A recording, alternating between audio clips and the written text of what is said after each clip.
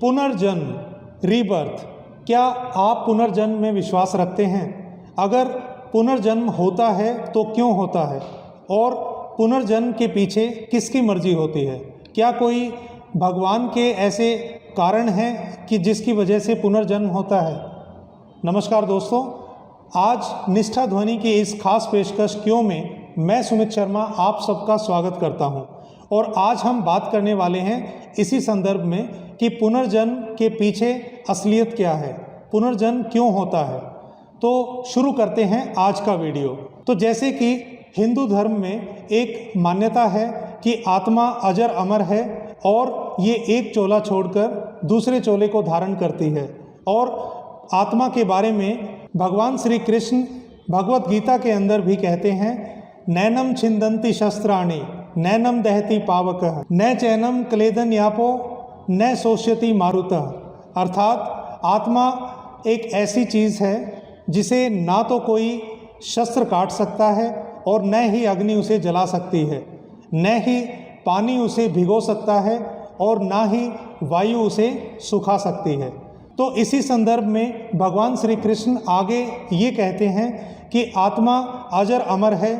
मेरे कहने पर ही जितने भी जीव हैं वे धरती पर आते हैं और अलग अलग योनियों में अपना किरदार अदा करते हैं और फिर उसके बाद दूसरी किसी योनि के अंदर चले जाते हैं। ठीक उसी प्रकार जैसे एक शरीर को छोड़कर दूसरे शरीर को धारण करना।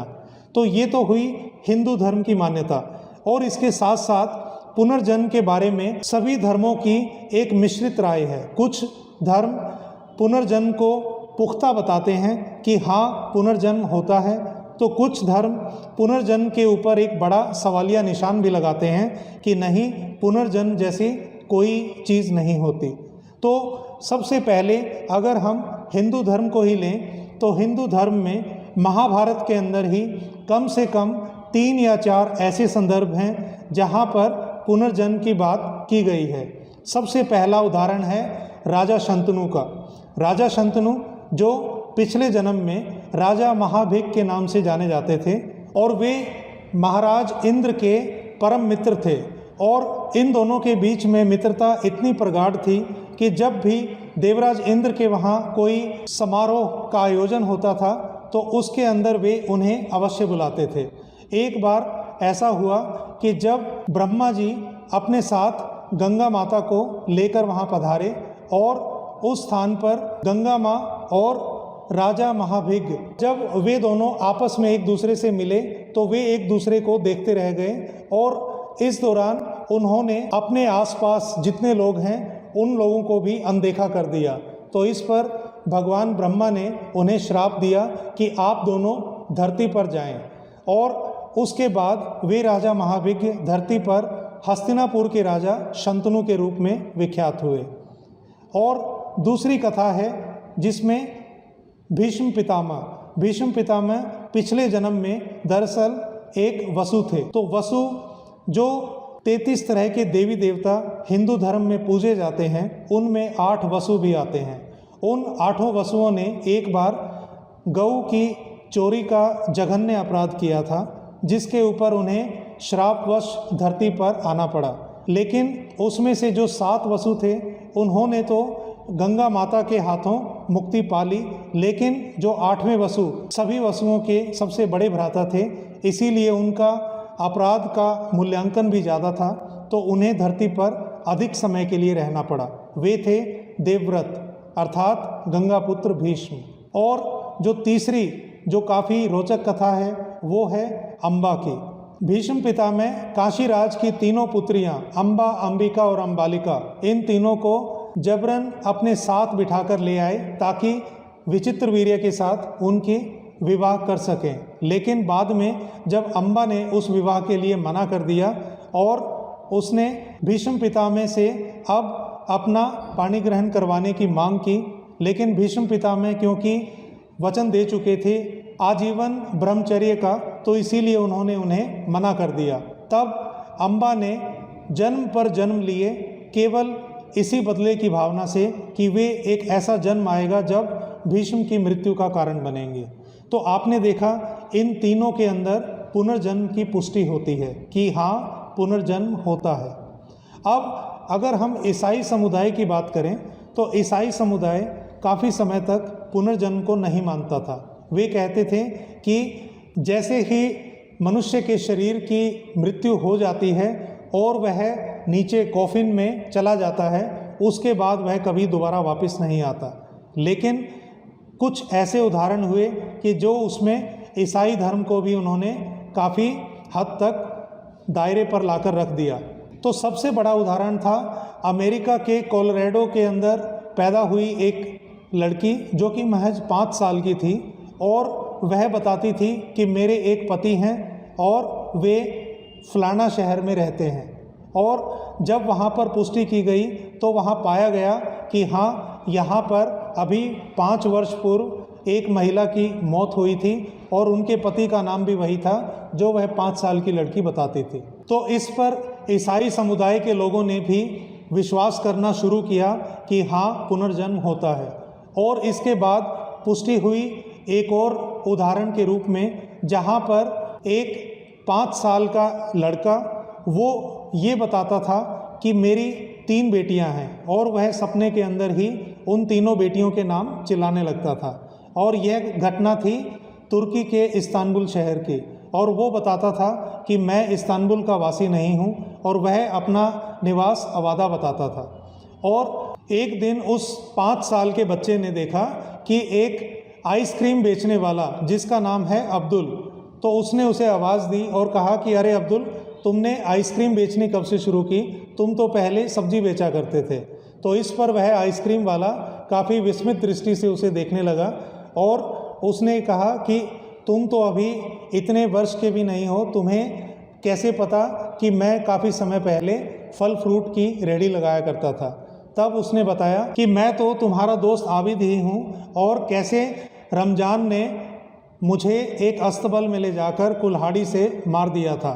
और जब यह घटना खुली और इसका पूरा खुलासा हुआ तो उसने वह स्थान भी दिखाया कि इस स्थान पर रमज़ान ने कुल्हाड़ी से मुझे मारा था। और तब वहाँ पर कोर्ट की गवाही हुई और तब जाकर उस पूरे मामले को समाप्त किया गया। तो यहाँ पर हमने देखा कि आत्मा का जो पुनर्जन्म होता है, कई बार वह किसी बदले की मकसद से या कई बार किसी ऐसे कार्य को अंजाम देने के लिए जो पहले नहीं हुआ होता, उसे पूरा करने के लिए भी पुनर्जन्म लेती है। तो ये थे कुछ उदाहरण जहाँ पर हमने हिंदू धर्म और ईसाई धर्म के अंदर बताया कि कैसे पुनर्जन्म की आवृत्ति हुई है, पुनर्जन्म की पुष्टि हुई है।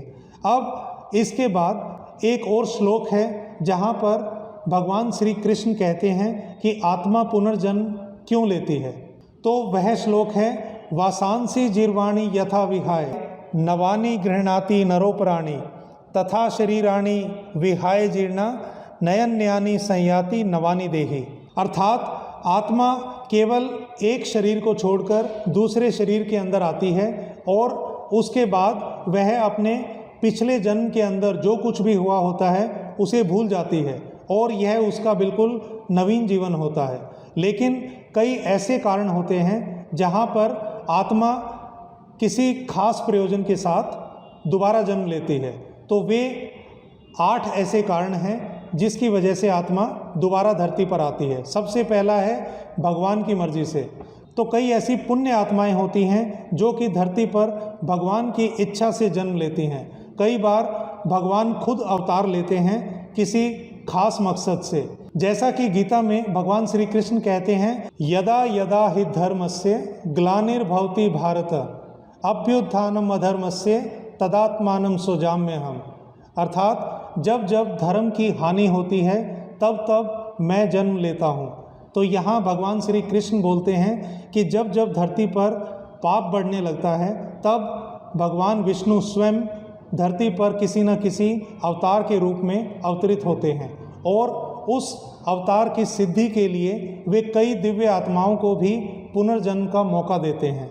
और वे जो दिव्य आत्माएं होती हैं वे जब धरती पर आती हैं तो इसमें भगवान की मर्जी होती है। तो ये है सबसे पहला कारण कि भगवान की इच्छा से पुनर्जन्म होना। दूसरा ऐसा कारण है पुण्यों को अर्जित करने के लिए। जब भी धरती पर कोई आत्मा आती है और जब वह अपने उस शरीर के द्वारा काफ़ी पुण्य अर्जित कर लेती है और जब वह इलोक से परलोक जाती है तो वहाँ पर उन पुण्यों के आधार पर वह स्वर्ग में काफ़ी अच्छा स्थान पाती है। और जब वे पुण्य कम होने लगते हैं तो दोबारा उन पुण्यों को अर्जित करने के लिए आत्मा पुनर्जन्म लेती है। तीसरा कारण है पुण्यों के फल भोगने के लिए। कई बार अत्यधिक पुण्य जब एक आत्मा के पास अर्जित हो जाते हैं तब उन पुण्यों को भोग करने के लिए धरती पर आती है। तो धरती पर किसी बड़े धनाढ़ सेठ के रूप में या फिर किसी पैसे वाले साहूकार के रूप में या किसी राजा के रूप में जन्म लेती है।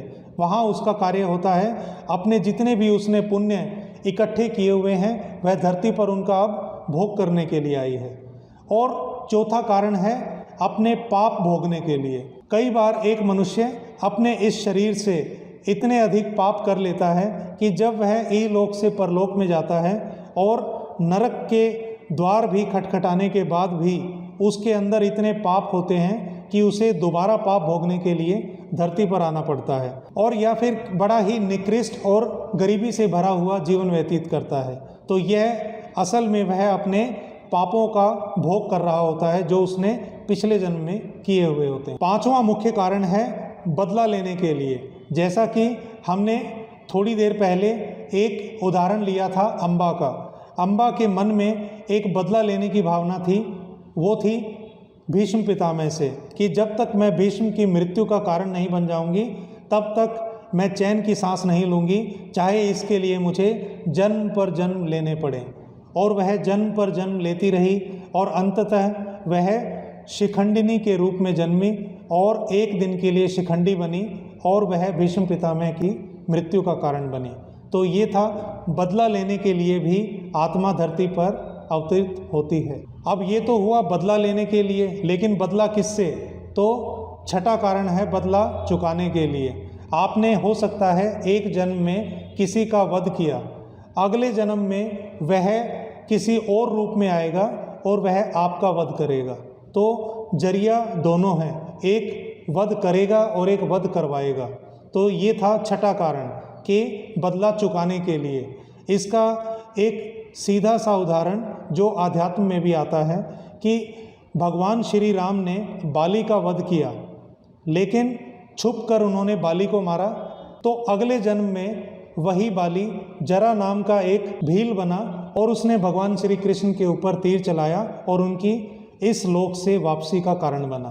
तो ये था बदला लेने के लिए और बदला चुकाने के लिए। और सातवां कारण है अकाल मृत्यु। कई बार ऐसे लोग होते हैं जिनकी अकाल मृत्यु हो जाती है, जैसे कि किसी का अकस्मात एक्सीडेंट या दुर्घटना हो जाना, या फिर कुछ लोग सुसाइड कर लेते हैं या जिसे हम आत्महत्या भी कहते हैं। तो ये भी एक मुख्य कारण होता है। तो जैसा कि हमने आपको बताया कि ये 8 मुख्य कारण थे, जिसमें हमने देखा कि इन 8 कारणों की वजह से आत्मा को धरती पर पुनर्जन्म लेना पड़ता है। और जब मनुष्य इन सब चीज़ों से ऊपर उठ जाता है तब वह अवस्था होती है मोक्ष की। तो हर आत्मा एक चीज़ के लिए हमेशा प्रयासरत रहती है, वो है मोक्ष पाने के लिए, क्योंकि मोक्ष पाने के बाद वह इस जीवन मरण के और एक जन्म से दूसरे जन्म के या एक शरीर से दूसरे शरीर को धारण करने के इन सब बंधनों से छूट जाता है। तो दोस्तों, ये था हमारा आज का वीडियो, जिसमें हमने बात की पुनर्जन्म क्यों होता है और पुनर्जन्म के वो 8 कारण कौन से हैं जिसके कारण आत्मा को धरती पर आना पड़ता है। तो उम्मीद करता हूँ आपको आज का वीडियो पसंद आया होगा। ऐसे ही तमाम और भी वीडियोज़ के साथ हम आपके पास आते रहेंगे। तब तक नमस्कार, धन्यवाद। भगवान आपका दिन शुभ करे।